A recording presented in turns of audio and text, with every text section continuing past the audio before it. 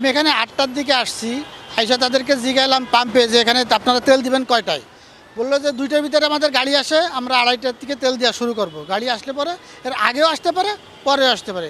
তবে গাড়ি আসার আগ পর্যন্ত তেল নাই এখানে, তারা দিবে কী করে? ওই জন্য গাড়ি আসলে পরে তেল দিবে। তো আমার গাড়িতে তেল নাই, এই জন্য আর কি আমি বসে রয়েছি।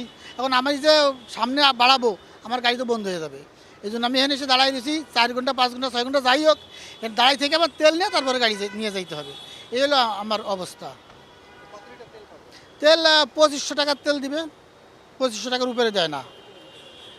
২৫০০ টাকার তেল দিলে আপনার প্রায় ২৫০ কিলো চলবে। সকাল ৮টার সময় সিরিয়াল লাগাইছি টাঙ্গাইল বাস স্ট্যান্ড থেকে এই পর্যন্ত এখানে আসলাম। মানে এখান থেকে যাইতে আল্লাহ কতক্ষণ লাগে, কোন সময় পাই তাতে কোনো ঠিকই নাই। ২,০০০ টাকাও তেল দেয়, অনেক সময় ৩,৫০০ টাকা, তো টাঙ্কি ফুল করে আর তেল দেয় না।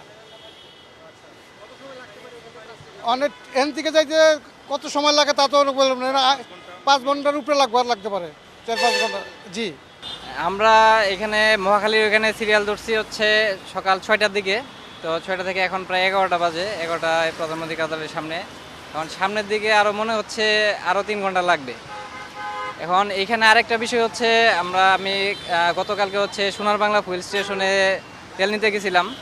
তো এখানে আমার ফুয়েল পাসের লিমিট আছে হচ্ছে আমি একদিনে ১২ লিটার নিতে পারবো, মাসে ৬০ লিটার। বাট আমি যেহেতু একবারও নিই ফুয়েল পাস দিয়ে,